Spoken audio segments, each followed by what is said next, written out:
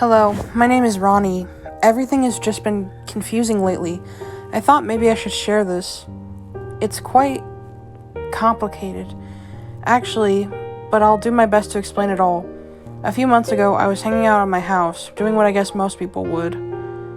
Now, if I didn't mention this before, I was a huge fan of Transformers, but of course that went downhill after that day. My parents were out of town when someone had rang the doorbell. Thinking maybe it was my parents, I decided to answer it. Of course, no one was at the door, but I did notice a small box at the doorstep. It seemed unopened. So, like the naive teenager I am, I took it inside and opened it. On the inside was a disc for a Transformers animated episode. It looked fairly new and untouched, so I thought I'd give it a try. Things like this don't happen every day, right? The episode started off like any other, the intro and all. It was called Starscream's Revenge. It began out inside the Autobots' base. Optimus seemed to be worried about something while Bumblebee was checking the monitors frantically. The odd thing about this was, it wasn't the best quality. It was scratchy with the voices and overall pictures. "Did you find anything yet?" Optimus muttered.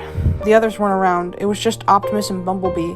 Shortly after that, it went to the Decepticons. Starscream seemed to be holding something covered by sheaths. He was keeping it awfully close. Megatron didn't show up on screen, but the clones were there. None of them looked happy. Skywarp looked terrified. Starscream let out a chuckle as he was leading them to a room. "Lord Starscream, sir. What about..." Sunstorm shrieked as the dark room was illuminated by a single light, revealing the rest of the characters. Megatron was especially mangled. Energon seemed to be covering the whole room.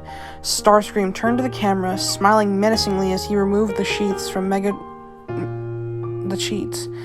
Megatron's head was there, flashing into my own. The episode ended there. I didn't know what to think.